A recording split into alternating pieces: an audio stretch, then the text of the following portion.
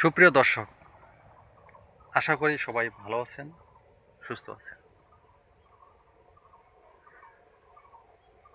আজ আবারও চলে আসলাম ভুট্টার খেতে।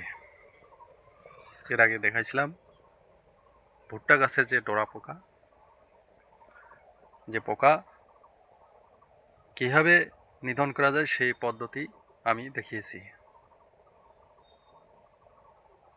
তো ওই পোকা মারার পর, পোকা নিধন করার পরে ভুট্টার গাছ অনেকে দেখতে চেয়েছেন যে ভুট্টা এখন কী অবস্থায় আছে। তাই চলে আসলাম এই ভুট্টার খেতে। ওই পোকা মারার পর এখন ভুট্টার গাছ কেমন আছে দেখুন। এবং ভুট্টার গাছের যে মোকচা, সেই ভুট্টার গাছের মোকচার দানা দেখুন। প্রত্যেকটি গাছেই কিন্তু একই রকম, এক কোয়ালিটি, একই রকম ফল দানা যা আছে সব একই রকম। তাহলে কি দর্শক আমার কথায় ঠিক আছে? ওই পোকা নিধন করলে ঠিক এরকম করেই করতে হবে, অর্থাৎ ডোরা পোকা মারার সিস্টেমটা আমি যে দেখিয়েছিলাম সেটাই হচ্ছে বেস্ট। অনেকে অনেক রকম কীটনাশক ওষুধ দিতেছে, আবার অনেক অনেক কোম্পানির ওষুধ আছে সেগুলো ব্যবহার করতেছে। তো আমি মনে করি ওই কীটনাশক ওষুধ না দিয়ে আমি যে পদ্ধতি দেখিয়েছি ডোরা পোকা মারার, সেটি আমার পক্ষে আমি মনে করি সবচেয়ে ভালো। কারণ কীটনাশক ওষুধ দেওয়ার পর অনেক সময় গাছের এই পাতাটির ভিতরে লুকিয়ে থাকে। এখন তো গাছ ভুট্টা পুরোপুরি হয়ে গেছে, যখন ছোট গাছটি ছিল তখন কিন্তু ওই ভুট্টার যে গাছের পাতার ভিতরে পোকাটি লুকিয়ে থাকে।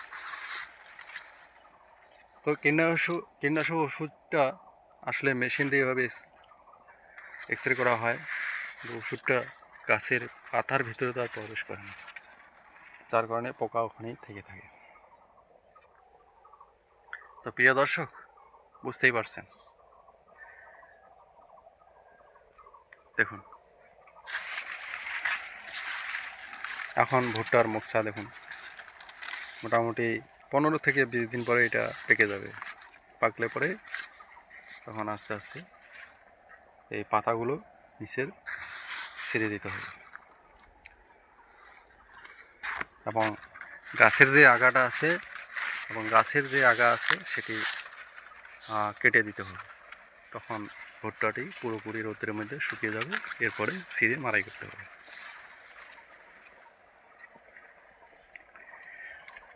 তো প্রিয় দর্শক, কথা হলো কি, ওরকমভাবে যদি পোকাটা না মারতাম তাহলে কিন্তু ভুট্টা আজ এরকম হতো না।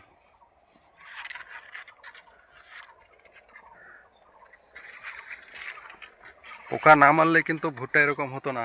শুধু ওষুধ দিলেও হবে না, ওষুধ দিয়েও অনেক সময় পোকা থেকে থাকে। আমি তো আগেই বলেছি, ওই ডোরা পোকা থাকলে ভুট্টার গাছকে একেবারেই ধ্বংস করে দেয়। তো যাই হোক, ভুট্টা কেমন হয়েছে কমেন্টসে লিখে জানাবেন। আসলে গাছ অনেক বড়, হ্যাঁ অনেক বড় গাছ, লম্বা হয়েছে। এই দেখুন, প্রত্যেকটা মোকসাই কিন্তু একই কোয়ালিটি, একই রকম।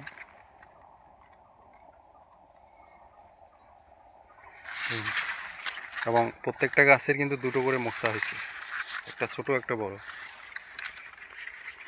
প্রিয় দর্শক, আমি যে পদ্ধতি আপনাদেরকে বললাম সেই পদ্ধতি অনুযায়ী যদি কাজ করেন 100% ভুট্টা ভালো হবে। ভুট্টার গাছের মেন শত্রু হলো ডোরা পোকা, যে পোকা পুরো গাছকে ধ্বংস করে দেয়, পুরো গাছের পাতা ফুটো করে খেয়ে আবার নষ্ট করে দেয়, অর্থাৎ পুরো গাছটাকে নষ্ট করে দেয়। ওই পোকা নিধন না হলে কিন্তু ভুট্টার গাছ কখনো ভালো হবে না।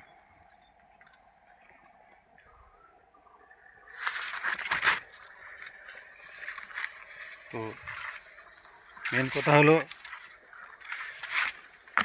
দর্শকবৃন্দ, যারা ভুট্টার ক্ষেত খামার করেন তারা অবশ্যই বুঝছেন যে ভুট্টা কীভাবে করতে হবে, কীভাবে পোকা নিধন করতে হবে সেটা অলরেডি বুঝে গেছেন।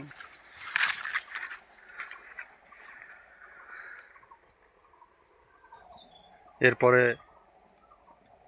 আমি দেখাবো ভুট্টার